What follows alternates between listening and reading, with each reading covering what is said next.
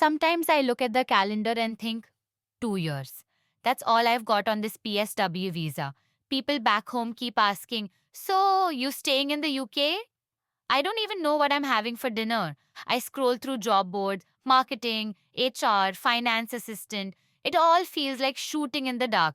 But one thing keeps popping up: data analytics. It sounded scary at first, but the more I dig, the more it makes sense. Every industry in the UK runs on data, and they don't just want analysts, they need them.